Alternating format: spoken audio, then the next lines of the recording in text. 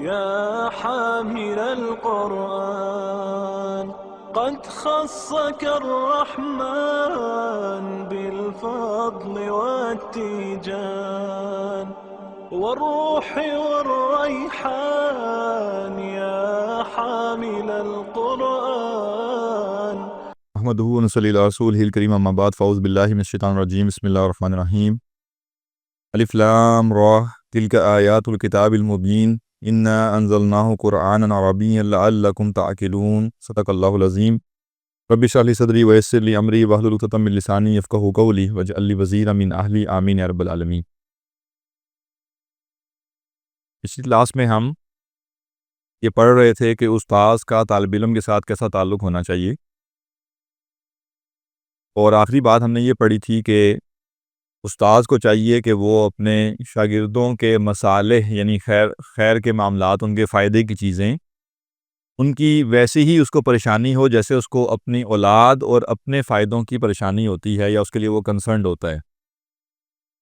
اور کہا کہ جو طالب علم ہے وہ اولاد کی جگہ پہ ہے شفقت کے معاملے میں، جس طرح کی شفقت اولاد سے کرنی ہے ویسی ہی طالب علم سے بھی کرنی چاہیے۔ اور خاص طور پہ کہا کہ اگر وہ کبھی ادب میں کچھ کمی بھی کر دے تب بھی اس کو درگزر کیا جائے، اور جیسے بچے ہوتے ہیں ان کو انسان درگزر کر دیتا ہے، اور خاص طور پہ اگر جو شاگرد ہیں ان کی عمر بھی کم ہو۔ آخری نقطہ تھا وَيَنبَغِي أَن يُحِبَّ لَهُ، اور استاد کو چاہیے کہ اپنے شاگرد کے لیے بھی وہی پسند کرے ما يُحِبُّ لِنَفْسِهِ مِنَ الْخَيْرِ، جو خیر وہ اپنے لیے پسند کرتا ہے، جو خیر وہ اپنے لیے پسند کرتا ہے وہی اپنے شاگرد کے لیے بھی پسند کرے۔ وَإِن يَكْرَهَ لَهُ مَا يَكْرَهُ لِنَفْسِهِ مِنَ النَّقْصِ مُطْلَقًا، اور جو خرابی وہ اپنے لیے ناپسند کرتا ہے وہ اپنے شاگرد کے لیے بھی ناپسند کرے۔ فَقَدْ ثَبَتَ فِي الصَّحِيحَيْنِ عن رسول اللہ صلی اللہ علیہ وسلم قال، صحیحین میں رسول اللہ صلی اللہ علیہ وسلم سے صحیح سند سے ثابت ہے کہ آپ نے فرمایا لا يؤمن احدکم حتی يحب لأخیہ ما يحب لنفسہ، تم میں سے کوئی شخص اس وقت تک مومن نہیں ہو سکتا جب تک وہ اپنے بھائی کے لیے بھی وہی پسند نہ کرے جو وہ اپنے لیے پسند کرتا ہے۔ اب دیکھیے جو ہمارے اسلاف ہیں ان کا قرآن و سنت کا فہم کیسا ہے۔ یہ حدیث ہم سب نے کہیں نہ کہیں سنی ہوگی، لیکن ہم نے شاید اس تناظر میں کبھی اس کو نہیں سوچا کہ یہ حدیث استاد شاگرد کے لیے بھی اپلیکیبل ہے۔ یعنی جب کہا نا کہ جو شاگرد ہے وہ بھی کیا دینی لحاظ سے بھائی ہے نا، تو حدیث میں کہا جا رہا ہے کہ تم مومن نہیں ہو سکتے جب تک تم اپنے بھائی کے لیے بھی وہی پسند نہ کرو جو اپنے لیے پسند کرتے ہو۔ تو یہ کیسے ممکن ہے کہ استاد اپنے لیے کچھ اور پسند کرے اور شاگردوں کے لیے کچھ اور پسند کرے۔ وعن ابن عباس، اور عبداللہ بن عباس سے مروی ہے رضی اللہ عنہما قال، وہ کہتے ہیں اکرم الناس علیہ جلیسی، میری مجلس کے لوگوں میں میرے لیے سب سے باعزت شخص وہ ہے الذی یتخطی الناس حتی یجلس الیہ، جو دور دراز سے آئے اور میرے بالکل قریب بیٹھ جائے، یا اس کا ایک معنی یہ ہوگا کہ وہ گردنیں پھلانگتا ہوا آئے اور بالکل میرے قریب آ کے بیٹھے۔ یہ جو عربی میں جو جلسہ کے ساتھ الا آتا ہے نا، اس کا مطلب ہوتا ہے بالکل سامنے، قریب۔ تو یہ بھی آج کا ایک عجیب مسئلہ شروع ہو گیا ہے کہ اسٹوڈنٹس پیچھے سے بیٹھنا شروع کرتے ہیں کلاس میں۔ یہ علم کے معاملے میں اس کو ایک بے ادبی سمجھا جاتا تھا، اہل علم کے ہاں یہ بے ادبی سمجھا جاتا تھا کہ استاذ کے قریب سے شروع کرنے کے بجائے لوگ دور سے بیٹھنا شروع کر دیں، بلکہ لوگوں کو روکنا پڑتا تھا کہ اگر آپ بعد میں آئے ہیں تو پیچھے ہی بیٹھیں، آگے بیٹھنے کے چکر میں باقیوں کو تنگ نہ کریں، ٹھیک ہے نا۔ تو اس کا خیال رکھنا چاہیے، یہ ایک بری عادت ہے۔ ٹھیک ہے اگر کسی کا کوئی انتظامی مسئلہ ایسا ہے کہ جیسے کسی شخص نے آدھی کلاس میں اٹھ کے جانا ہے، کوئی ضروری کام ہے اس کو پتہ ہے کہ میں جلدی جانا چاہتا ہوں، وہ پیچھے بیٹھ جائے کہ وہیں سے اٹھ کے چلا جاؤں گا، یا کسی کو کوئی اور انتظامی ذمہ داری بھی ہے اس کو بار بار اٹھنا ہے تو ایک الگ بات ہے۔ ادروائز جو پڑھنے بیٹھا ہے اس کا کام بنتا ہے کہ وہ جتنا استاد سے قریب ہو کے بیٹھے۔ تو علم کی مجلس کا ادب یہ ہے۔ ہاں کوئی کسی کو ایشو ہو کہ اسپیکر بہت اونچا لگا ہوا ہے اس سے میں دور بیٹھنا چاہتا ہوں، ایک الگ بات ہے، ایک انتظامی مسئلہ، لیکن عام طور پہ یہ روش ٹھیک نہیں ہے۔ وہ کہہ رہے ہیں کہ میرے لیے سب سے باعزت شخص وہ ہے جو بالکل میرے سامنے آ کے بیٹھے۔ اب دیکھیں وہ اپنے شاگرد کے لیے کیا کہہ رہے ہیں، لو استطعت الا یقع الذباب علی وجہہ، اگر میرے لیے یہ ممکن ہو کہ میں اس کے چہرے پر مکھی نہ بیٹھنے دوں، لفعلت، تو میں ایسا کروں۔ یہ ہمارے ہاں جو ٹرینڈ بن گیا کہ استاذ کوئی بادشاہ ہے، وہ کوئی کنگ ہے، اور شاگرد اس کے سارے خادم ہیں، اور شاگردوں کا کام ہے کہ وہ ہر وقت استاذ کی خدمت کرتے رہیں۔ ٹھیک ہے، شاگردوں نے اپنی جگہ خدمت کرنی ہے، اس میں کوئی دو رائے نہیں ہے، لیکن ایسا نہیں ہے کہ اس کو کنگ سمجھ کے کرنا ہے، بادشاہ سمجھ کے کرنا ہے۔ یہ دو طرفہ معاملہ ہے۔ حضرت عبداللہ بن عباس کہہ رہے ہیں کہ میرے لیے اگر ممکن ہو، دیکھیں ظاہر ہے آج کل تو ہمیں اس کا اندازہ نہیں ہو رہا، لیکن کبھی آپ باہر اوپن جگہ پہ بیٹھیں تو ظاہر ہے کچھ نہ کچھ مکھیاں بھی ہوتی ہیں، اور بڑی obvious سی بات ہے کہ مکھی کسی کے اوپر بیٹھ جائے۔ تو کہہ رہے ہیں اگر میرے لیے میرے بس میں یہ ہو کہ میں اپنے شاگرد پر مکھی بھی نہ بیٹھنے دوں تو میں یہ کروں، ہے نا؟ اتنا یعنی شاگرد جو ہے اس کی اپنی ایک اہمیت ہے، اور استاذ کا کام ہے کہ وہ اس کا خیال کرے۔ وفی روایت اور ایک دوسری روایت میں ہے ان الذبابَ لیقع علیہ، کہ جب اس پر کوئی مکھی بیٹھتی ہے فیؤذینی، مجھے ایذا ہوتی ہے کہ اس کے اوپر جو ہے یہ مکھی کیوں بیٹھ رہی ہے، اس کو اریٹیٹ کیوں کر رہی ہے۔ وَيَنبَغِي أَلَّا يَتَعَاظَمَ عَلَى الْمُتَعَلِّمِينَ، اور استاذ کو چاہیے کہ طلباء کے ساتھ سختی نہ برتے، بل یلین لہم، بلکہ وہ ان کے لیے نرمی کا معاملہ کرے، وَيَتَوَاضَعُ مَعَهُمْ، اور ان کے ساتھ تواضع سے پیش آئے۔ یہ بھی جو ہمارے ہاں ایک خاص طبقے میں سختی آ گئی ہے کہ جیسے ڈانٹنا اور شاگرد کو نیچے لگا کے رکھنا، یہ یعنی واللہ عالم یہ کہاں سے ہے، اس کا دین سے کوئی تعلق نہیں۔ آگے احادیث آ رہی ہیں باقاعدہ، امام نووی کہہ رہے ہیں کہ شاگرد سے کیا کرے، نرمی کے ساتھ پیش آئے، اور اس کے ساتھ تواضع سے پیش آئے۔ روب ہونا ایک اور بات ہے، روب ہونا چاہیے علم کا، ایک شخصیت کا۔ اور روب کا مطلب کیا ہوتا ہے کہ آپ اس شخص کے سامنے غلط بات کہنے سے ڈرے، آپ کو یہ ہو کہ میں کوئی غلط بات اس کے سامنے نہ کروں۔ روب یہ نہیں ہوتا کہ سوال نہ کیے جا سکے، ٹھیک ہے نا؟ روب یہ نہیں ہوتا کہ آپ پوچھ نہ سکیں گے جو بات آپ نے بتائی ہے اس کی دلیل کیا ہے، یہ روب نہیں ہے، ٹھیک ہے نا؟ روب یہ ہے کہ شخصیت کی عظمت ایسی ہے اس کا کہ آپ کو اس سے جو ہے ایک ڈر پیدا ہو جائے، یا آپ کو جو ہے ہو کہ میں کوئی غلطی نہ کر دوں، یہ ایک اور بات ہے۔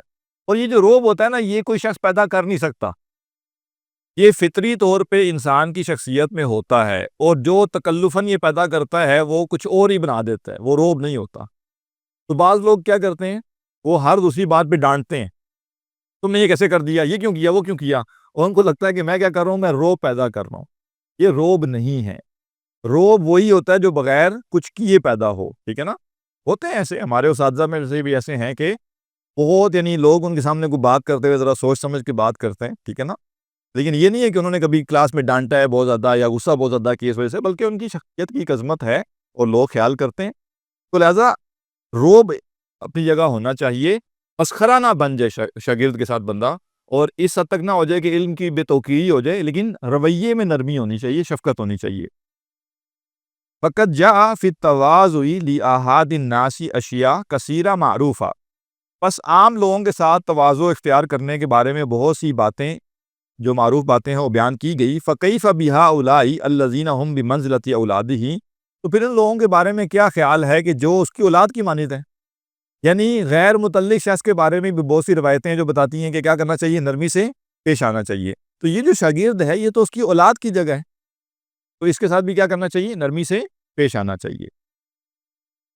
مع ما ہم علیہ من الاشتغال بالقرآن، اس کے ساتھ یہ بھی کہ وہ اس کے ساتھ قرآن کے لیے مشغول ہیں، خالی شاگرد بھی نہیں ہے بلکہ وہ اس سے قرآن سیکھنا چاہ رہے ہیں، تو ان کا کتنا ادب بنتا ہے۔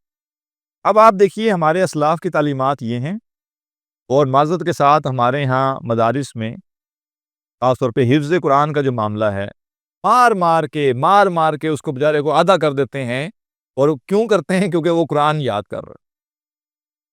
کیا جواز ہے اس کا، کہاں سے آیا ہے، اس کا کوئی جواز پیش کرتا بھی ہے شرعی لحاظ سے، لیکن یہ ہمارے ہاں رائج ہے، اور اب بہت ہی مشکل سے کچھ جگہوں پہ اس میں تھوڑی سی کمی آنا شروع ہوئی ہے۔ ہمارے ہاں اکثر و بیشتر حافظ قرآن بچے بگڑے ہوئے ہوتے ہیں، اس بگاڑ کی سب سے بڑی وجہ وہ مار ہے جو ان کو پڑھنے کے دوران جو ان کے اساتذہ نے مارا۔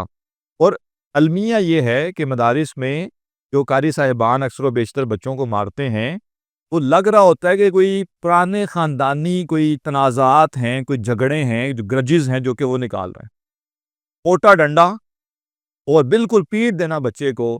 یہ بتا رہا ہے کہ جس شخص کو اس منصب پہ فائز کر دیا گیا کہ وہ دوسروں تک قرآن منتقل کرے، وہ بنیادی انسانیت بھی اپنے اندر نہیں رکھتا. ورنہ کیسے ممکن ہے کہ ایک 35-40 سال کا بندہ ایک 8 سال کے بچے کو اتنے موٹے ڈنڈے سے کوٹ رہا ہو؟ ایسا تو شاید پولیس والوں نے چوروں کے لیے نہ رکھا ہو. اور اب ہم اس بچے کو یہ بتا رہے ہیں کہ دیکھو تم انتہائی عظمت والی کتاب حفظ کر رہے ہو اور اس کتاب کی عظمت کا تقاضا یہ کہ ہم تمہیں اس ڈنڈے سے پیٹ رہے ہیں. تو کیا اس کے دل میں عظمت پیدا ہوگی؟ اور اگر کوئی کہتا ہے کہ جی بچے نہیں سنتے، تو جو نہیں سنتا نہ کرائیں اس کو حفظ. اس کے اوپر فرض ہے نا حفظ کرنا. اور وہ والدین بھی برابر مجرم ہیں جو قاضی صاحب کو کہتے ہیں کہ بھائی ڈنڈے مارو اس کو، ہماری جنت کا ٹکٹ کھڑا کرو. یعنی بنیادی عقل بھی بندے میں ہو نا تو بندہ سوچے کہ یہ میں اپنے بچے کے ساتھ ظلم کر رہا ہوں تو یہ میرا بچہ میرے لیے جنت کا ٹکٹ بن رہا ہے، جس کو ڈنڈے سے پیٹا جا رہا ہے اور 2 سال 3 سال وہ بچے دین سے ہی بدزن ہو جاتے ہیں، ٹکٹ کہاں سے بننا انہوں نے جنت کا. تو والدین کو اس غلط فہمی سے نکل آنا چاہیے کہ ایسے مدارس میں بچوں کو ہم داخل کرائیں گے جہاں ان کو مار مار کے ادا کر دیا جائے گا اور پھر یہ بچے قیامت کے روز ہمارے لیے جنت کا ٹکٹ بنیں گے، وہ آپ کے لیے پکڑ کا باعث بن جائیں گے. ٹھیک ہے نا؟ آپ سے پوچھا جائے گا کہ تم نے ان بچوں کے ساتھ اور خاص طور پہ قرآن کے نام پہ یہ کیا.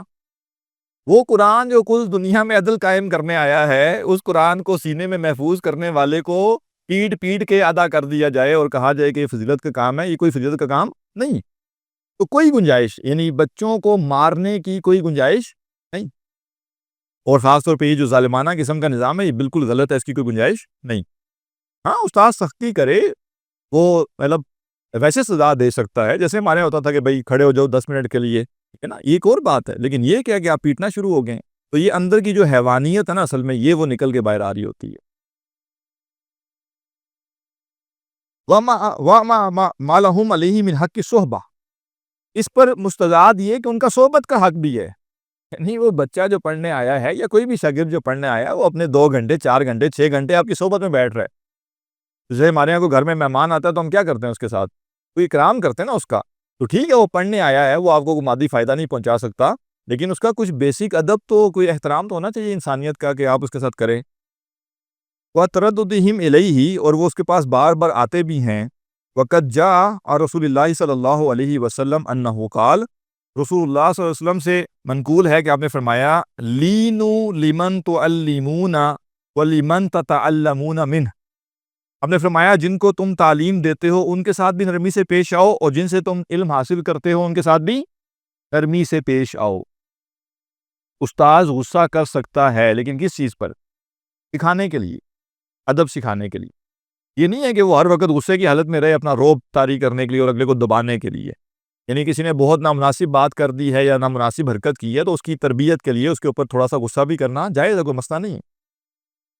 وعن ابی ایوب السختیانی رحمہ اللہ قال، ابو ایوب سختیانی رحمہ اللہ سے منقول ہے، وہ کہتے ہیں ینبغی للعالم ان یضع التراب علی رأسہ، عالم کو چاہیے کہ اپنے سر پہ مٹی ڈال دے تواضعا للہ عز وجل، اللہ عز وجل کے لیے تواضع اختیار کرتے ہوئے. یعنی کوئی اگر اکڑ ہے نا اندر کوئی فرعون بیٹھا ہوا ہے نا اگر جو بتا رہا ہے کہ تم بڑے فن خواہ ہو، بڑی چیز ہو، تو وہ کہہ رہے ہیں کہ عالم کو چاہیے کیا کرے، اپنے سر میں مٹی ڈال لے تاکہ اس کا یہ جو زوم ہے، یہ جو اندر ایک بت بنا ہوا ہے، یہ ٹوٹ جائے. اللہ کی کتاب کا علم رکھنے والا اور اندر تکبر رکھ کے بیٹھا ہوا ہے اور اپنے آپ کو بڑی شے سمجھتا ہے اور وہ اس کو لگ رہا ہے کہ سارے جو پڑھنے آئے ہیں یہ حقیر لوگ ہیں اور میں جیسے کوئی بڑا پہنچا ہوا شخص ہوں.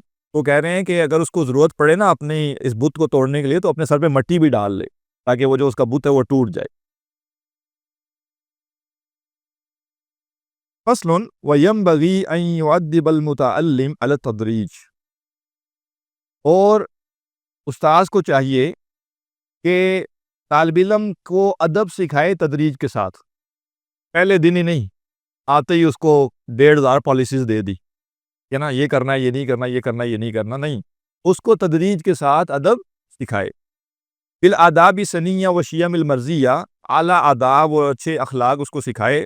وریاضت نفسہ بالدقائق الخفیہ، اور اس کے نفس کو باریک اور مخفی معاملات میں جو ہے وہ مشق کروائے. ویعودہ الصیانہ فی جمیع امورہ الباطنہ والجلیلہ، اور اسے ظاہر و باطن کے تمام امور میں احتیاط اور پاکیزگی کا عادی بنائے. ویحفظہ، صیانہ کہتے ہیں اپنے آپ کو پروٹیکٹ کرنے کو، محفوظ رکھنے کو، اس کو پورا درست رکھنے کو. وَيُحَرِّزُهُ بِأَقْوَالِهِ وَأَفْعَالِهِ الْمُتَكَرِّرَاتِ، اور اپنے اقوال اور افعال کے ذریعے بار بار اس کو ترغیب دلائے، علی الاخلاص، اخلاص پر، والصدق، اور سچائی پر، وحسن النیات، اور حسن نیت پر، ومراقبۃ اللہ تعالیٰ فی جمیع اللحظات، اور ہر لمحہ اللہ تعالیٰ کو یاد رکھنا، اس کی نگرانی کا احساس کرنا، وَيَعْرِفَهُ أَنَّ بِذَلِكَ تَنْفَتِحُ عَلَيْهِ أَبْوَابُ الْمَعَارِفِ، اور اسے بتائے کہ انہی چیزوں سے اس پر معرفت کے دروازے کھلتے ہیں۔ یعنی ہمارے اسلاف کیا بتا رہے ہیں؟ علم میں آپ آگے بڑھنا چاہتے ہیں، کیسے بڑھیں گے؟ علم میں ترقی کرنا چاہتے ہیں، کیسے کریں گے؟ چیٹ جی پی ٹی کے ذریعے، ہے جی، خلاصے لے کر، نوٹس لے کر، وہ کہہ رہے ہیں اسے بار بار بتائے، اقوال سے بھی اور اپنے افعال سے بھی، کہ اخلاص، صدق، اور حسن نیت اور مراقبہ، ان میں سے کوئی علمی چیز نہیں ہے، یہ ساری عملی چیزیں ہیں۔ یہ چیزیں ہیں جو کہ اس کے اوپر معرفت کے دروازے کھولیں گی، اور ہم پہلے یہ بات پڑھ چکے، یہ اللہ کے دین کا علم ہے، یہ اللہ کا نور ہے، اور اللہ کا نور کس کو دیا جاتا ہے؟ جو اللہ سے قریب ہو۔ علم دین میں آپ کو وسعت ملے گی، آپ کو فراوانی ملے گی جب آپ اللہ کا قرب اختیار کریں گے، اور اللہ کا قرب اختیار کرنے کی دو چیزیں بڑی اہم ہیں، ایک اس کی عبادت کرنا، اور دوسرا اس کی خاطر قربانی دینا۔ وہ شخص نہیں علم حاصل کر سکتا جو کہے کہ خون سے جو علم حاصل ہوگا وہ کروں گا، کوئی قربانی میں نہیں دوں گا علم حاصل کرنے۔ میں ایک گزارش کروں گا آپ سے کہ کبھی کبھی تکلف کر کے بھی کچھ کام کرنے چاہیے اپنی تربیت کے لیے۔ مثلا کسی دن بارش میں بائک پہ بھیگ کے آ جائیں، نہیں ہوتا کچھ، یقین کریں انشاءاللہ کچھ نہیں ہوگا۔ یعنی کبھی آپ یہ سوچیں کہ آج میں کوئی علم دین کے لیے کوئی غیر معمولی کام بھی کروں۔ ہمارے یہاں افسوسناک معاملہ یہ ہے کہ بارش ہوتی ہے تو دنیا کے سارے کام چل رہے ہوتے ہیں، قرآن پڑھنے والے چھٹی کر کے گھر بیٹھ جاتے ہیں۔ کبھی تھوڑی سی طبیعت ڈاؤن ہو پھر بھی اٹھ کے آ جائیں کہ ٹھیک ہے کوئی اتنا بڑا مسئلہ نہیں ہے، میں مینیج کر لوں گا۔ جاتے نا لوگ، آفس بھی جاتے ہیں کہ نہیں جاتے؟ طبیعت ڈاؤن ہے پھر بھی جاتے ہیں، کام ضروری ہے، بارشوں میں بھی جاتے ہیں، اور رین کوٹ لے کے اوپر کیا ہوا ہوگا، یا کچھ بھی کر کے مینیج کریں گے۔ اور کبھی یہ بھی کریں کہ اگر بارش ہے تو ٹھیک ہے، ہر کسی کے اپنے معاشی حالات ہیں، لیکن میں روزانہ کی بات تو نہیں کر رہا۔ کسی دن بارش ہے تو آپ کہیں گے کوئی نہیں، آج میں گاڑی بک کروا کے چلا جاتا ہوں، 4 پیسے میں اوپر لگا دیتا ہوں، کیونکہ میں قرآن کا علم حاصل کرنے جا رہا ہوں۔ تو جتنا آپ اس علم کی ویلیو اپنے عمل سے ثابت کریں گے، قربانی دیں گے، اللہ آپ کو اتنا ہی علم عطا کرے گا۔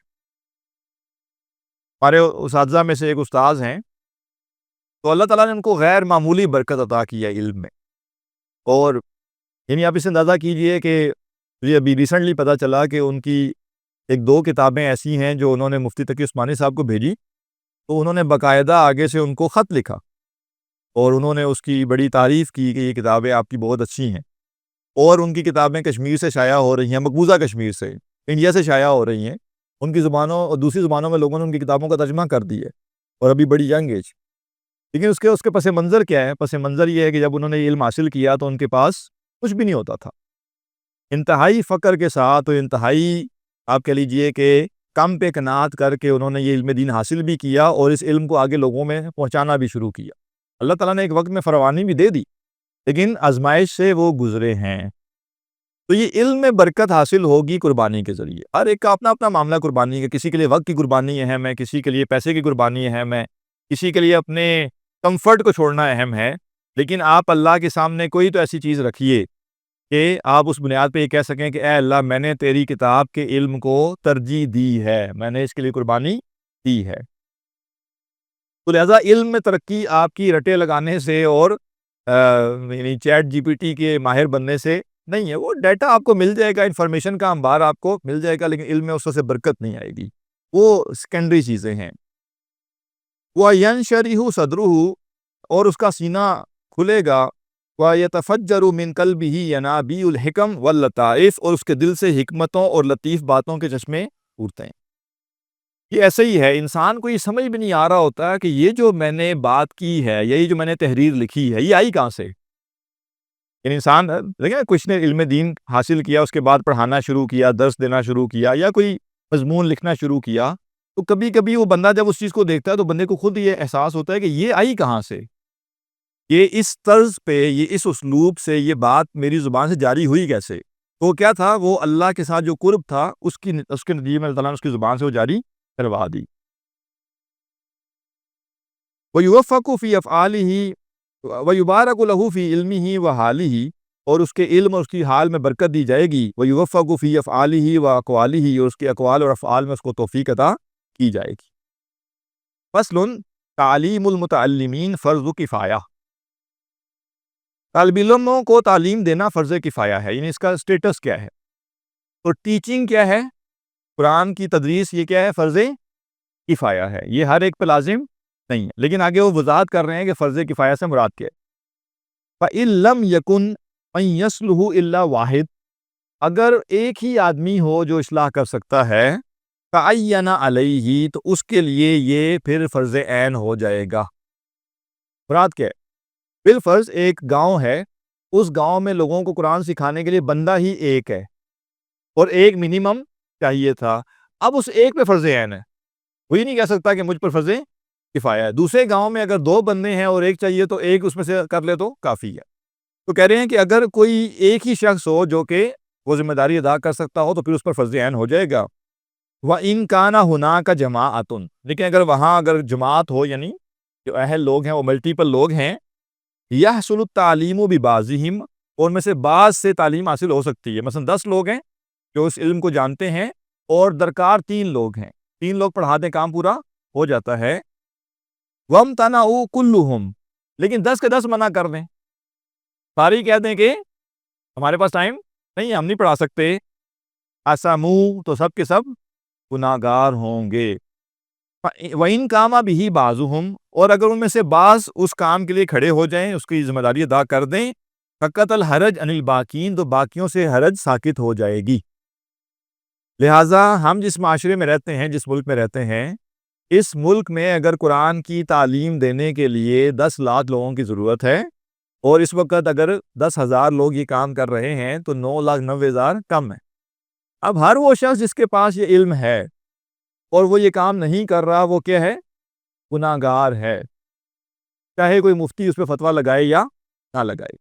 جس دن 10 لاکھ پورے ہو جائیں گے اور 5 لاکھ مزید بھی لوگ اویلیبل ہوں گے، اور 15 میں سے 10 لاکھ چاہیے ہوں گے، اور 10 لاکھ کام اپنا کر رہے ہیں، اب باقی 5 لاکھ کے اوپر سے ذمہ داری ختم ہو جائے گی، وہ نہ بھی کریں تو کوئی گناہ نہیں ہوگا۔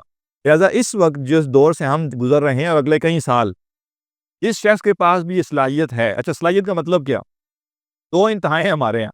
ایک انتہا یہ کہ ایک شخص کو اس کے اساتذہ کہہ رہے ہوتے ہیں کہ تمہیں کچھ سمجھ بوجھ ہے، آ کے یہ کام کرو، اور وہ کہتا ہے نہیں، میرا مصروفیت ہے، مشکل ہو جائے گا، میں تو زیادہ وقت نہیں دے سکتا، آفس کی روٹین بڑی ٹف ہے، میں نے تو فلاں کام کرنا ہے۔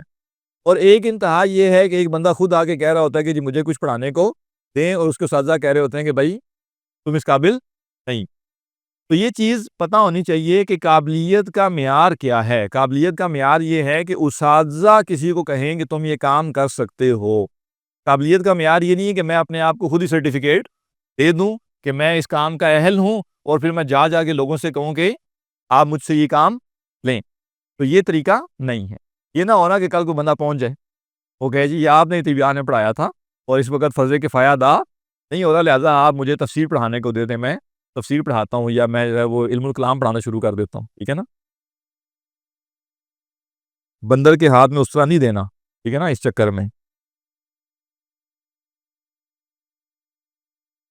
وَإِن طُلِبَ مِنْ أَحَدِهِمْ وَامْتَنَعَ، اور اگر ان میں سے کسی ایک سے مطالبہ کیا گیا کہ تم پڑھاؤ اور اس نے انکار کر دیا، فَأَظْهَرَ الْوَجْهَيْنِ أَنَّهُ لَا يَعْصَمُ، تو 2 رائے میں سے زیادہ جو مناسب رائے ہے وہ یہ ہے کہ وہ گناہگار نہیں ہوگا۔ لیکن يَكْرَهُ لَهُ ذَلِكَ إِن لَّمْ يَكُنْ عُذْرٌ، لیکن یہ بات اس کے لیے ناپسندیدہ ہوگی اگر اس کے پاس عذر نہیں۔ یعنی بات کیا ہو گئی کہ جتنے لوگ چاہیے اگر وہ دستیاب ہو جائیں تو باقیوں سے حرج ختم ہو جائے گی، اور اگر کسی کو اسپیسیفک کہا جائے کہ تم پڑھاؤ اور وہ منع کر دے، تو کہہ رہے ہیں کہ زیادہ بہتر رائے ہے کہ گناہگار نہیں ہوگا، لیکن اگر اس کے پاس عذر نہیں تھا تو یہ چیز اس کے لیے اچھی نہیں۔ یعنی میرا یہ کام نہیں بنتا کہ میں یہ دیکھوں کہ باقی یہ کام کر رہے ہیں کہ نہیں، میرا یہ کام بنتا ہے کہ اگر مجھ سے تقاضا کیا گیا اور میرے پاس یہ صلاحیت ہے تو میں اس کے لیے اپنا وقت دوں۔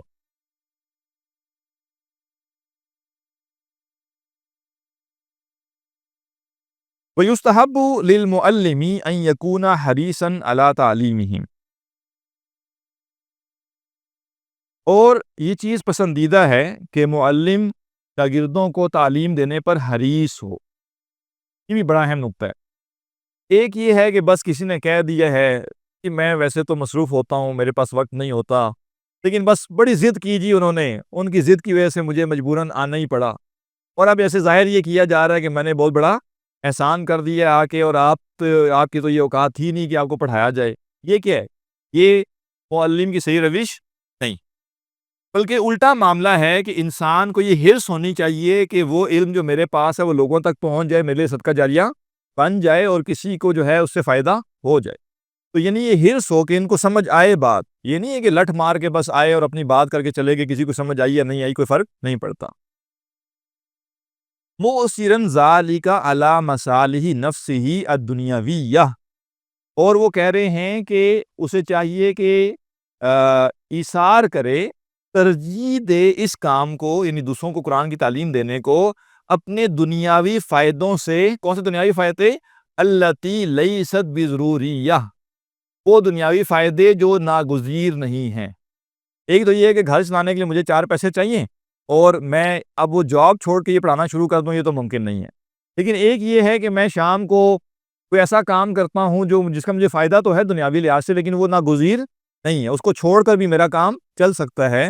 وہ کہہ رہے ہیں کہ انسان کو چاہیے کہ وہ ترجیح دے اس بات کو کہ اپنے دنیاوی فائدوں کو چھوڑ کر وہ لوگوں کو علم دین کے لیے وقت دے گا۔ وَأَن يُفَرِّغَ قَلْبَهُ فِي حَالِ جُلُوسِهِ لِإِقْرَائِهِمْ۔ اب امام نووی اس زمانے میں یہ بات کر رہے ہیں، اب تو اس کی بڑی شدید ضرورت پیدا ہو گئی ہے، اور اسے چاہیے کہ اپنے دل کو فارغ کرے، خالی کرے جس وقت وہ طالب علموں کو پڑھانے کے لیے بیٹھے، من الاسباب الشاغلۃ کلھا، ہر طرح کی مشغول کرنے والی چیزوں سے۔ یعنی آگے بیٹھا ہے وہ پڑھانے کے لیے، اور سوچیں اس کی کچھ اور ہی چل رہی ہیں، اور اس کی زندگی میں کچھ اور ہی معاملات ہیں، وہ انہی کے بارے میں سوچ رہا ہے، تو پھر یہ مناسب نہیں۔ وہی کثیرۃ معروفہ، اور یہ مشغول کرنے والی چیزیں بہت ہی زیادہ ہیں۔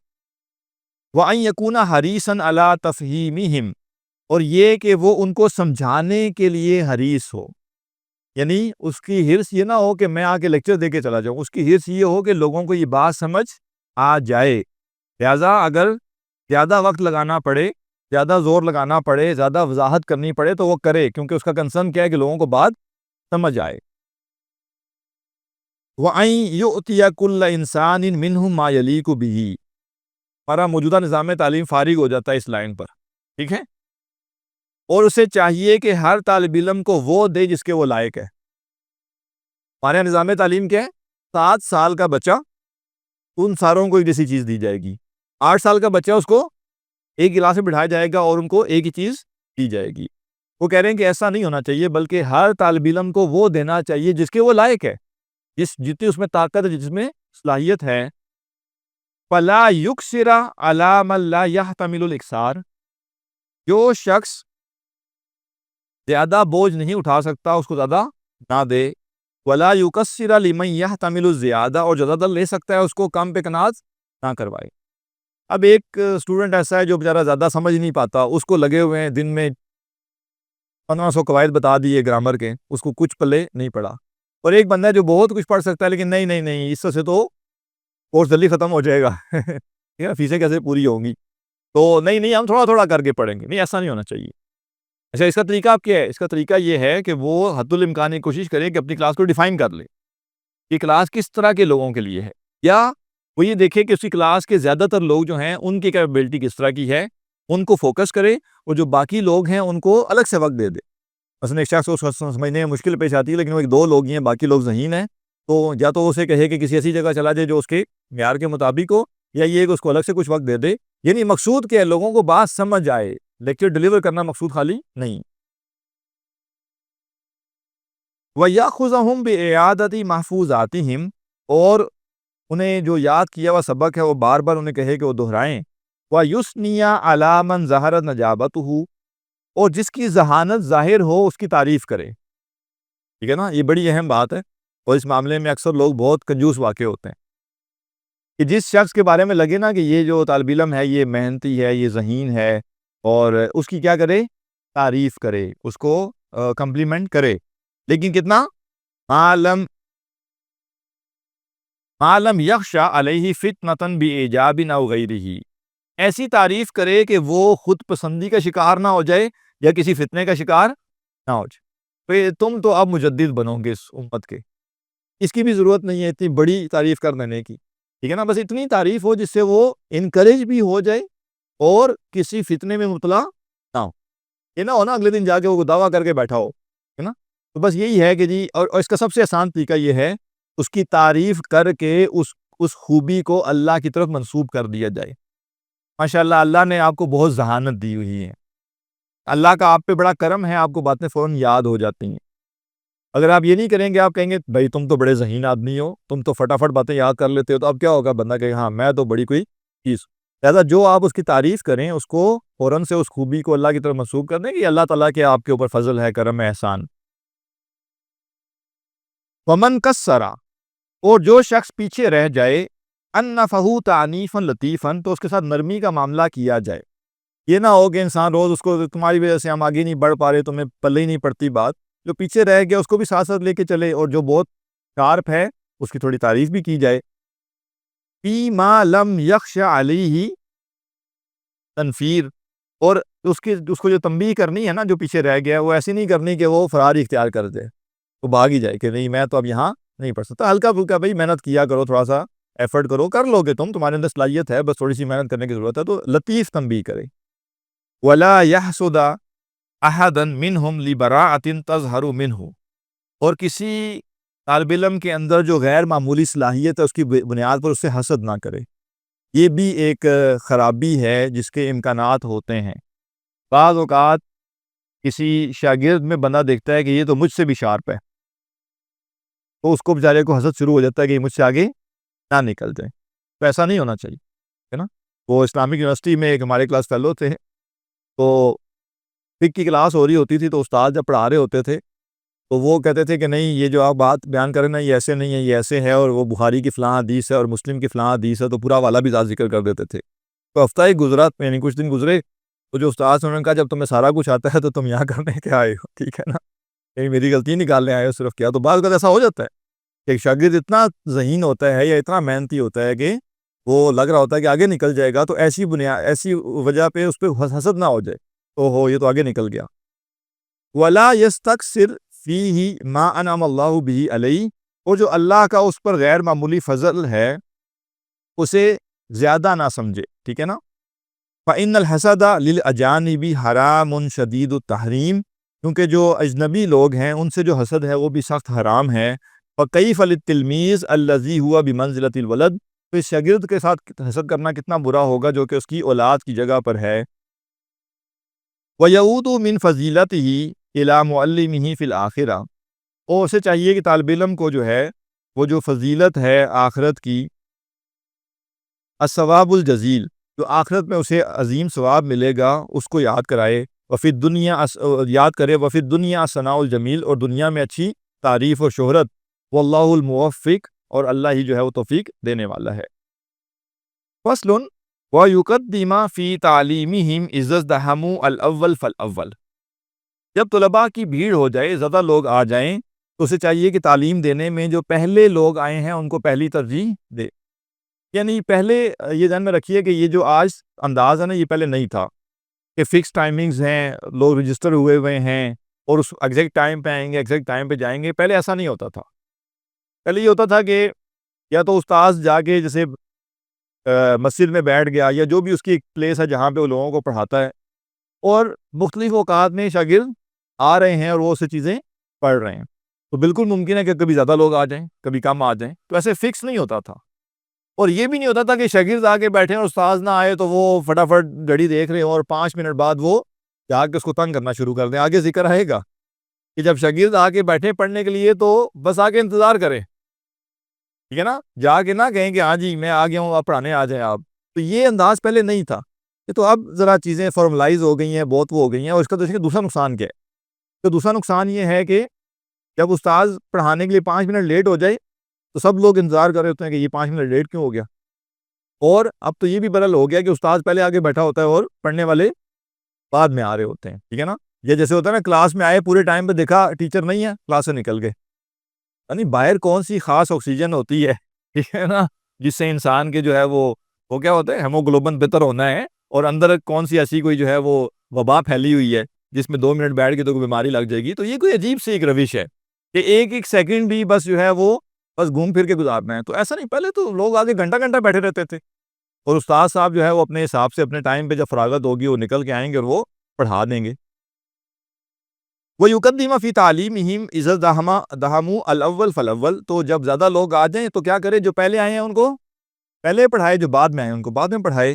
فَإِن رَضِيَ الْأَوَّلُ بِتَقْدِيمِ غَيْرِهِ قَدَّمَهُ. اور اگر جو پہلے آئے ہیں وہ خود راضی ہو جائے اس بات پہ کہ بعد والوں کو پڑھا دیا جائے تو پھر ان کو پڑھا دیا جائے. جیسے کوئی لوگ ہیں وہ محلے کے ہی ہیں اور وہ بھی آ کے بیٹھے پہلے، اور کوئی شخص بہت دور سے پڑھنے آیا ہے تو اسے واپس بھی جانا ہے بہت سفر کر کے، اگر وہ راضی ہو جاتے ہیں کہ آپ اس کو پہلے پڑھا دیں تو وہ پہلے پڑھا دے. وَيَنبَغِي أَن يُظْهِرَ لَهُمُ الْبِشْرَ وَطَلَاقَةَ الْوَجْهِ. اور معلم کو چاہیے کہ وہ ان کے ساتھ خوش اخلاقی سے اور چہرے پر ایک مسکراہٹ لے کر ان سے ملے. وَيَتَفَقَّدَ أَحْوَالَهُمْ. اور ان کے احوال جانے، یعنی اس کو پوچھے ہاں جی کیا حالات ہیں، خیریت ہے، سب ٹھیک ہے، یعنی ان کے حالات پوچھے ان سے. اس کو پتہ ہونا چاہیے کہ جو اس کے شاگرد ہیں وہ کس حال میں ہیں. وَيَسْأَلَ عَمَّنْ غَابَ مِنْهُمْ. اور جو ان میں سے غیر حاضر ہو اس کے بارے میں ان سے پوچھے. یہ بھی آج کا جو ہے نا ایک آپ کہہ لیجیے المیہ ہے. پہلے ظاہر لوگ پڑھنے آئے ہیں، صبح کے وقت بالفرض کلاس ہوئی ہے، فجر کے بعد یا 2 گھنٹے سورج نکلنے کے بعد لوگ آئے ہیں. اب کوئی ایمرجنسی نہیں ہے کہ 50 منٹ ہیں اور میں نے یہ بھی پڑھانا ہے وہ بھی کرنا ہے، تو بس کھینچو جلدی جلدی. ایزی ہوتا تھا نا بندہ. اب وہ آ کے بیٹھے ہیں تو اچھا جی وہ فلاں صاحب کدھر ہیں، وہ کیوں نہیں آئے، ہاں جی خیریت ہے، سب ٹھیک ہے، حال احوال بھی پوچھا جاتا تھا. تو یہ جو چیزیں رسمن ہوئی ہیں تو اس میں سے کچھ چیزیں پھر ایسی نکل گئی ہیں، اور یہ ہماری بھی کوتاہی ہے کہ یہ کرنا. اب جو ہے اب تو بلکہ یہ یہاں تک مسائل پیدا ہو گئے کہ نام ہی نہیں پتہ ہوتا. بعض کا جو ہے وہ پورا کورس گزر جاتا ہے اور پتہ ہی نہیں ہوتا کہ جو لوگ بیٹھے ہوئے ان کا نام کیا ہے. اس کی وجہ یہی ہے کہ غیر رسمی طور پہ ملنا جلنا ہے نہیں. اور ماشاءاللہ اب جو پڑھنے والے ہیں نا وہ بھی ایسے ہی ہو گئے ہیں. وہ بھی کہتے ہیں کہ آپ ہمیں کلاس میں بلائیں اور لگے بندے وقت میں ہمیں پڑھائیں تو بس یہ ٹھیک ہے. وہ جسے کہتے ہیں نا افادی ہو گیا نا سب کچھ، کہ بس فائدہ ہو تو ہم کریں، ظاہری فائدہ ملے گا تو ٹھیک ہے ورنہ نہیں. تو ایک دفعہ میں نے کہا کہ ہم سلسلہ شروع کریں گے، اور وہ سلسلہ یہ ہے کہ بھئی ہم ایسے غیر رسمی طور پہ بیٹھیں گے اور بس چائے پئیں گے. تو ماشاءاللہ ایک صاحب آئے چائے پینے کے لیے، تو وہ سلسلہ بس وہیں پہ آغاز کے ساتھ اپنے اختتام کو بھی پہنچ گیا. پھر ایک دفعہ میں نے کہا کہ چلے ہائیکنگ کے لیے چلتے ہیں، کہ ذرا غیر رسمی طور پہ وہاں ذرا کلاس تو نہیں ہونی، گپ شپ ہوگی، حال احوال پہ چلیں گے. تو پھر ماشاءاللہ ایک صاحب آئے، ٹھیک ہے. پھر اسی طرح جو ہے وہ میں نے کہا کہ جی اس طرح ہوگا کہ ہفتے والے دن میں میرے پاس یہاں کچھ وقت ہوتا ہے تو میں دستیاب ہوں گا، کسی نے آنا ہو تو آ جائے. تو وہ 2 یا 3 ہفتے کے 2 لوگ آئے اس کے بعد، اور وہ بھی ایسے کہ جنہوں نے کوئی رابطہ شابطہ نہیں کیا کہ ہم آئیں گے، بس وہ بس آ گئے. اس کے بعد نہ کسی نے کوئی پرواہ کی نہ کچھ. تو نہیں مجھے اندازہ یہ ہوا کہ یہ 2 طرفہ معاملہ ہے، ٹھیک ہے. نہ اساتذہ کو یہ پرواہ ہے کہ ہم شاگردوں کو جانیں، ان کو بھی بس یہ ہے کہ آؤ اپنی کلاس لو اور جاؤ جان چھڑاؤ. اور جو شاگرد ہیں وہ بھی کہتے ہیں کہ بھائی کلاس میں تو ہمیں کچھ پڑھایا جا رہا ہوتا ہے تو وہ تو سمجھ آتا ہے، یہ ہائیکنگ پہ ہمیں کیا ملے گا، یا اگر ویسے جا کے بیٹھیں گے تو اس میں کیا ملے گا. اور ماشاءاللہ لوگوں کے پاس اب وقت بھی نہیں ہے نا، ضروری کام بہت زیادہ ہے.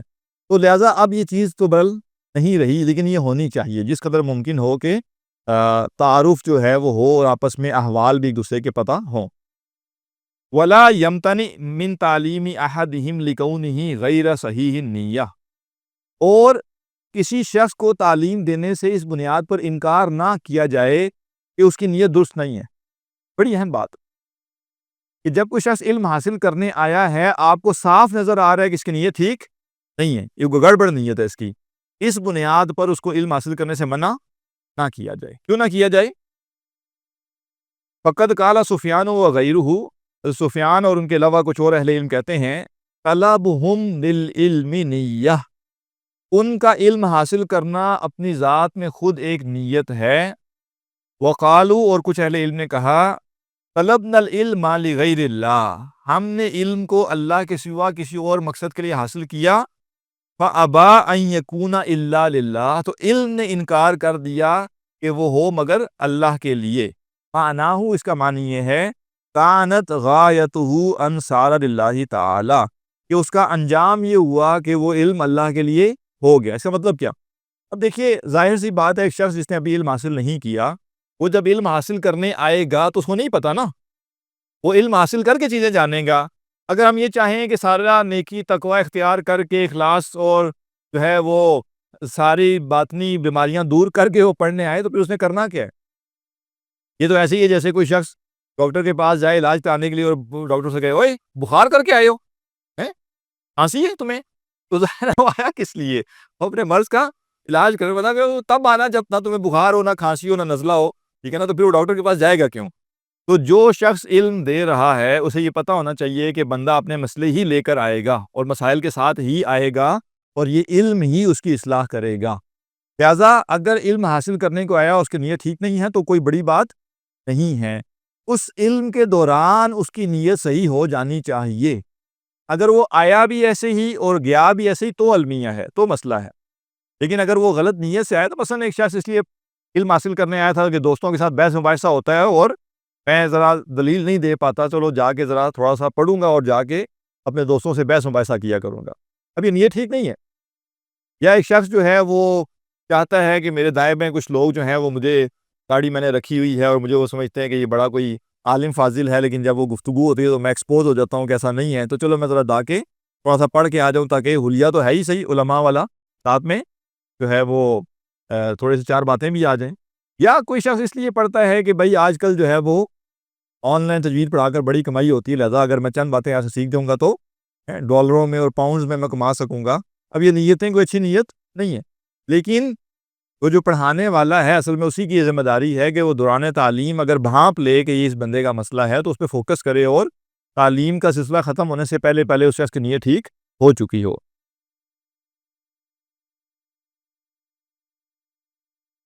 وَمِنْ آدابی، اور اس کے آداب میں سے ہے المتعقدہ، جس کی تاکید کی گئی، وَمَا يَعْتَنِي بِهِ، اور جن کا خیال رکھنا چاہیے، أَن يَصُونَ يَدَيْهِ فِي حَالِ الْإِقْرَاءِ عَنِ الْعَبَثِ، کہ وہ پڑھاتے ہوئے اپنے ہاتھوں کو عبث چیزوں سے، عبث حرکات سے محفوظ رکھے، بچائے۔ وَعَيْنَيْهِ عَن تَفْرِيقِ نَظَرِهِمَا مِنْ غَيْرِ حَاجَةٍ، اور اپنی آنکھوں کو بلا ضرورت آگے پیچھے نہ گھمائے۔ اس کا مطلب کیا ہے؟ اب ایک شخص پڑھا رہا ہے، پڑھاتے مسلسل جو ہے وہ پین سے کھیلے جا رہا ہے اور جو ہے یا چیزیں ایسے کھرچ رہا ہے، اس کا مطلب کیا ہے؟ بس بیچارہ وقت ہی پورا کر رہا ہے کہ کسی طریقے سے کلاس کا ٹائم ختم ہو جائے، میری جان چھوٹے۔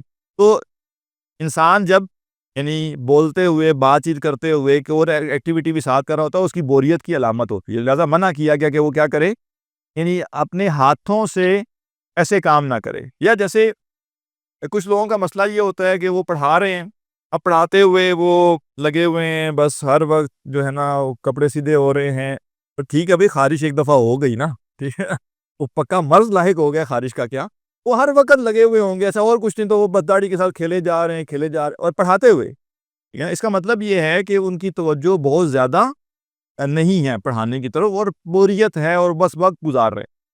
اسی طرح وہ کہہ رہے ہیں اپنی آنکھوں سے بھی پڑھا رہے ہیں، ساتھ میں جو ہے وہ آگے پیچھے دیکھ رہے ہیں، تو یہ بیسیکلی بتا رہا ہے کہ وہ بندہ بالکل بور ہو رہا ہے اور بس وہ چاہ رہا ہے کسی طریقے سے جان چھوٹے۔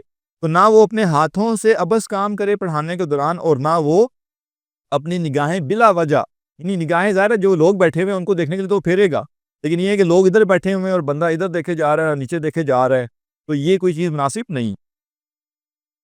وَيَقْعُدَ عَلَىٰ طَهَارَةٍ مُسْتَقْبِلَ الْكَعْبَةِ، قبلہ اسے چاہیے کہ پاکیزگی کی حالت میں بیٹھے، یعنی وضو کے ساتھ بیٹھے اور مستقبل القبلہ ہو کر بیٹھے۔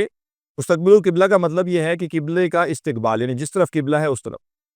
اچھا، یہ مسجد وغیرہ میں تو یہ اہتمام کرنا نسبتاً آسان ہے کیونکہ وہاں سیٹنگ ہی ساری قبلے کی رخ پہ ہوتی ہے، لیکن جس طرح سے ہم لوگ یہاں موجود ہیں، ظاہر ہے یہاں قبلے کی ڈائریکشن ڈیفرنٹ ہے، اور یہ جو کمرے بنے ہوئے ان کی ڈائریکشن ڈیفرنٹ ہے، تو جہاں ممکن ہو وہاں یہ کر لیا جائے اور جہاں ممکن نہ ہو وہاں خیر ہے۔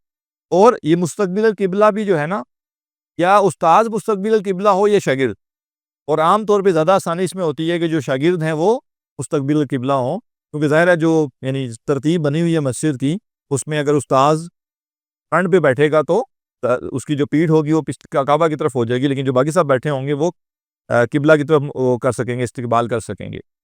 وَيَجْلِسَ بِوَقَارٍ، اور اس کو چاہیے کہ وقار کے ساتھ بیٹھے۔ یہ بڑی اہم بات ہے کہ پڑھاتے ہوئے انسان کا جو بیٹھنے کا انداز ہے وہ باوقار ہونا چاہیے۔ اب جیسے بعض اوقات بندہ بیٹھا ہوا ہے، ایسے ہو کے بیٹھا ہوا پڑھا رہا ہے، تو اب یہ چیز اس کا یہ جو بیٹھنے کا انداز ہے یہ بھی بتا رہا ہے کہ وہ مطلب پڑھانے میں بہت زیادہ انٹرسٹڈ نہیں ہے۔ یعنی کیا اس طرح سے وہ کسی سینئر کے سامنے بیٹھے گا، کسی ایک رسپیکٹڈ جگہ پہ وہ بیٹھے گا؟ ایسے نہیں بیٹھے گا۔ تو جب وہ قرآن پڑھا رہا تو کیا کرے؟ کسی بھی شکل میں بیٹھے، وہ جو بیٹھنے کا انداز ہے وہ باوقار ہونا چاہیے، اور باوقار انداز طے ہوتا ہے عرف سے۔ جس جگہ وہ بیٹھا ہوا ہے اس جگہ بیٹھنے کا انداز کیا ہے؟ مثلاً ترکوں کے ہاں یہ چیز ہے، ترکوں کے ہاں آپ کسی کے سامنے ٹانگ پہ ٹانگ رکھ کے بیٹھیں تو بس، یعنی جو مرضی ہیں آپ، جتنا مرضی بڑا آپ کا عہدہ ہے، ٹانگ پہ ٹانگ رکھ کے کسی کے سامنے بیٹھنا اگلی کی توہین ہے۔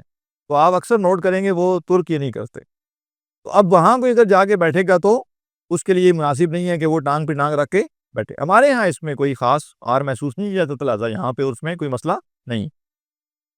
تو جو بھی بیٹھنے کا انداز ہے وہ باوقار ہونا چاہیے۔ وَتَكُونَ ثِيَابُهُ بَيْضَاءَ نَظِيفًا، اس کے کپڑے جو ہیں وہ سفید اور صاف ستھرے ہوں۔ پسندیدہ یہ کہ سفید لباس ہو، شکر ہے آج میں نے سفید پہنے ہوئے ہیں بائی چانس۔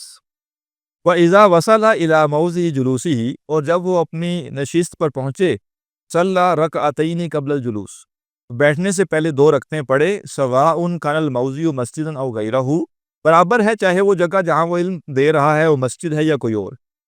یعنی 2 رکعت جو ہے وہ جیسے نفل پڑھ کے اور پھر وہ اپنی وہ تعلیم کا سلسلہ شروع کرے۔ فَإِن كَانَ مَسْجِدًا، اگر وہ پڑھانے والی جگہ مسجد ہے، كَانَ آكَدَ فِيهِ، تو پھر یہ 2 رکعت پڑھنے کی تاکید بڑھ جائے گی۔ فَإِنَّهُ يُكْرَهُ الْجُلُوسُ فِيهِ قَبْلَ أَن يُصَلِّيَ رَكْعَتَيْن، کیونکہ مسجد میں 2 رکعت پڑھے بغیر بیٹھنا مکروہ ہے۔ یہ بھی بڑی اہم تعلیم ہے جو ہمارے ہاں مسنگ ہے عمل میں، کہ مسجد میں جب کوئی شخص جائے، اگر تو جماعت کا وقت ہو گیا تو ٹھیک ہے، یا اگر اسے سنتے پڑھنی ہے تو بھی ڈائریکٹ سنتے پڑھ لے، لیکن فرض تو نہیں ہے، لیکن یہ پسندیدہ ہے کہ بیٹھنے سے پہلے وہ کیا کرے؟ 2 رکعت تحیۃ المسجد لازمی پڑھے۔ وَيَجْلِسَ مُتَرَبِّيًا إِن شَاءَ أَوْ غَيْرَ مُتَرَبِّعٍ، اور وہ چوکڑی مار کر بیٹھے چاہے تو یا اس کے بغیر بیٹھے، یعنی جیسے مرضی بیٹھے۔ ان مقصد یہ ہے کہ ڈسکمفرٹ نہیں دینی اس کو، بیٹھنے کا ایسا سٹائل بتا دیا کہ وہ بیٹھا تو ہے لیکن وہ اسے بیٹھا جا نہیں رہا۔ بیٹھنے کا جو بھی انداز ہو کمفرٹیبل ہونا چاہیے، اس میں مسئلہ نہیں ہے، لیکن کمفرٹ کے ساتھ ساتھ وہ باوقار بھی ہونا چاہیے۔ فقد کان ابن مسعود رضی اللہ عنہ یقرئ الناس، حضرت عبداللہ بن مسعود رضی اللہ عنہ لوگوں کو پڑھایا کرتے تھے فی المسجد، مسجد میں، جاسیا علی رکبتیہ، 2 زانو ہو کر بیٹھ کر، جیسے نماز کی حالت ہے اس حالت میں بیٹھ کر وہ لوگوں کو پڑھایا کرتے تھے۔ تو اس میں کوئی مذائقہ نہیں ہے، فرش پہ بیٹھ کے پڑھائیں یا کرسی پر بیٹھ کے پڑھائیں، کا مرضی پڑھائیں، لیکن جو بھی بیٹھنے کا انداز ہو وہ رسپیکٹفل ہونا چاہیے، وہ عجیب و غریب سا نہ ہو۔ اچھا اس میں یہ بھی چیز ہے کہ بہت ایک سائڈ پہ جھکا ہوا بندہ ہے، لگ رہا ہے کہ جیسے بس وہ یہ تو سونے لگا ہے بالکل ہی، ٹھیک ہے نا، یا وہ انٹرسٹڈ نہیں ہے بہت زیادہ پڑھانے میں، اس طرح کا کوئی طریقہ نہیں ہونا چاہیے۔ تو یعنی بتانا کیا چاہ رہے ہیں کہ ایک ذمہ داری ہے اور ایک سیریس کام ہے جس کو وہ کر رہا ہے، تو اس کے عمل سے، اس کے رویے سے یہ چیز جھلکنی چاہیے کہ وہ ایک سنجیدہ کام کر رہا ہے۔ علم دین اور قرآن کا جو علم ہے اس کے لیے بالکل غیر شعوری طور پہ ہر کام انسان کر رہا ہو اور کوئی اس کو پرواہ ہی نہ ہو، کوئی کنسرن ہی نہ ہو، یہ مناسب چیز نہیں ہے۔ تو یہ سارے آداب ہیں جن کا خیال رکھنا ضروری ہے۔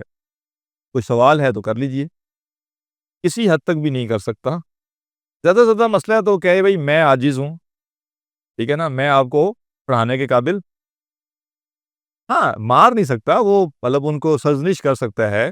سزا کا مطلب ہے کہ وہ جسے کہتے ہیں نا کہ ٹارچر کے علاوہ کوئی سزا دے، ٹھیک ہے نا، یعنی مثلا وہ یہ کہہ دے کہ بھائی کل میری کلاس میں نہ آنا، تو ناراضگی کا اظہار کرے، ٹھیک ہے نا، یا جیسے وہ ہوتا ہے نا 100 دفعہ لکھو، یہ کاپی کھول لو 100 دفعہ یہ لکھ کے آؤ، تو یعنی تھوڑا سا تنبیہ کرنے کے لیے کوئی چیز کرے، اور اگر اسے لگے کہ یعنی تو یہ بھی ہونا چاہیے اوکیجنلی، اگر یہ روز کیا جا رہا ہوگا تو اس کا بھی کوئی فائدہ نہیں، کبھی کبھار نظر آ رہا ہے کہ ذرا غیر سنجیدگی کا مظاہرہ کر رہا ہے تو کیا جائے، زیادہ ترغیب و تشویق کے ذریعے اور ایک تعلق کے ذریعے، اور یہ بالکل ہوتا ہے۔ بچوں کو اگر آپ اچھے طریقے سے ڈیل کریں تو بعض اوقات وہ اس ماحول یعنی بالفرض ایک بچہ حفظ کرنے مدرسے گیا ہے اور جو وہاں پہ قاری صاحب تھے انہوں نے اس بچے کو اتنی عزت دی، اتنا اس کا خیال رکھا، عین ممکن ہے کہ اگلے دن وہ صبح خود اٹھ کے جا رہا ہو کہ مجھے تو وہاں پہ بڑا جیسے ایک رسپیکٹ دی جاتی ہے، تو بچہ شوق سے جائے گا۔ اور یہ تجربہ ہمارے یہاں بصیرہ میں ہوا ہے، ابھی بھی ایک سمر کورس چل رہا ہے یہاں بچوں کا، پچھلے سال بھی سمر کورس ہوا تھا، تو پچھلی دفعہ تو ایک بچے نے یہ کہا کہ وہ تو رات سو ہی نہیں رہا تھا، پہلی دن جب آیا ہے تو گھر سے آ کے رات کو سو ہی نہیں رہا تھا کہ میں اگر سو گیا اور صبح میں نے سمر کورس مس کر دیا تو کیا ہوگا۔ تو ظاہر ہے وہ یہاں آئے بچے، ان کو بڑا ویلکم کیا گیا اور ان کو جو ہے بڑے اچھے طریقے سے ڈیل کیا گیا، تو وہ شوق سے آ رہے تھے۔ تو یعنی یہ چیز ہم کیوں نہ کر لیں بجائے اس کے کہ ڈانٹ ڈپٹ کر کے، اور جو ہے اور اس میں ایک المیہ یہ بھی ہے کہ اب نسل در نسل یہ کام چلا آ رہا ہے نا، جیسے وہ جو بہو ہوتی ہے کیونکہ وہ بھی کبھی ساس ہوتی ہے، تو اس کے ساتھ جو ہوتا ہے وہ پھر آگے منتقل کرنا لازمی سمجھتی ہے۔ اسی طرح وہ جو بیچارہ جس نے حفظ کیا ہے، اگر وہ ڈنڈے کھا کے مار کھا کے اس نے حفظ کیا، تو وہ کہتا ہے کہ یہ قرض یعنی جب تک یہ آگے نہیں جائے گا یہ لیگیسی کیسے میں یہاں پہ چھوڑ دوں۔ تو شاید یہ ایک المیہ بھی ہے، اس کو ویسے توڑا جا سکتا ہے۔ اور والدین کا بھی کام بنتا ہے کہ وہ بچوں کو حفظ کراتے ہوئے تھوڑا وہ سیکھ لینا کہ کیسے بچوں کے اندر ہم نے یہ انٹرسٹ پیدا کرنا ہے کہ وہ یہ جو حفظ کا معاملہ ہے یہ شوق سے اور رغبت سے کریں۔ اور اگر کوئی بچہ نہ کر رہا ہو حفظ، تو یہ ہمارے یہاں غلط فہمی ہے بہت بڑی، ایک دفعہ حفظ شروع ہو گیا تو اس کو چھڑوانا نہیں۔ آپ کو نظر آ رہا ہے کہ اس میں کوئی انٹرسٹ نہیں ہے، وہ نہیں کرنا چاہ رہا، تو چھوڑ دیں، اس کے اوپر زبردستی نہ کریں، یعنی اس کے دل سے قرآن کی عظمت ختم ہو جائے، یہ کرنے کے بجائے خان اس سے حفظ نہ کروائے، وہ زیادہ بہتر ہے۔ صحیح، ہاں بالکل ایسا والدین کا بھی یہ کام نہیں بنتا، ٹھیک ہے نا۔ اور مطلب والدین نے کچھ کرنا بھی ہے نا، تو ایک تو وہ بہت اوکیجنلی ہونا چاہیے، جیسے کہا کہ 10 سال کی عمر میں اگر وہ نماز نہ پڑھے تو پھر تھوڑا بہت، اور وہ بھی جسے آپ کہتے ہیں سمبولک ہوتا ہے، زیادہ سختی ظاہر کرنے کے لیے کہ تم اب بہت لمٹ سے باہر نکل رہے ہو۔ یہ کوٹ کے جو کسی کو سیدھا کرنا ہے نا، یہ کسی اعتبار سے بھی ٹھیک نہیں۔ اسی لیے کہنا ہے کہ یعنی جیسے کہتے ہیں نا کہ چھوڑو مجھے، میں ماروں گا، چھوڑو، تو وہ جب تک کوئی نہ چھوڑے تب تک فائدہ ہوتا ہے، اگر وہ چھوڑ دے کہ ہاں مارو تو پھر کام خراب ہو جاتا ہے۔ والدین کا بھی کام، یہ بڑوں کا کام یہی ہوتا ہے کہ بس وہ ایک روب رکھیں کہ بھئی یہ تم یہ کام کرنا ہے، یہ غلط نہ کرنا ہے، ایسے نہ کرنا، لیکن اگر وہ مارنا شروع کر دیں گے تو وہ روب بھی ختم ہو گیا۔ اور دیکھ لیجئے جن بچوں کو زیادہ مارا جاتا ہے وہ زیادہ ڈھیٹ ہوتے ہیں، ان کو پتہ ہوتا ہے اب اور کیا ہونا ہے، ہر کام تو ہو چکا ہے ہمارے ساتھ، زیادہ وہ کھل کے پھر اور شرارتیں کرتے ہیں۔ آخری سوال جی، یا آپ یہ کہہ لیجئے یہ مکس اینڈ میچ ہے، کچھ چیزیں تو انہوں نے یہاں سے لے لی، کچھ چیزوں میں ادھر آگے ہی نکل گئے زیادہ، ٹھیک ہے نا، وہ بھی آگے آ جائیں گے انشاءاللہ۔ تو یہ استاد پڑھا رہا ہو اور پیچھے بندہ بیٹھ کے کافی پی رہا ہو تو مووی دیکھ رہا ہے یا پڑھ رہا ہے، ٹھیک ہے نا، تو ظاہر ہے یہ چیز علم دین میں تو پسندیدہ نہیں ہے کہ ایک شخص جو ہے وہ کھا پی رہا ہو، بلکہ آگے آپ دیکھیے گا کچھ اقوال آئیں گے انشاءاللہ، وہ پڑھیں گے تو انشاءاللہ آگے چلیں گے۔ چلیے سبحانک اللہم و بحمدک، نشہد ان لا الہ الا انت، نستغفرک و نتوب الیک۔ بسنته انجلى نوري لهدي الحق أرشدنا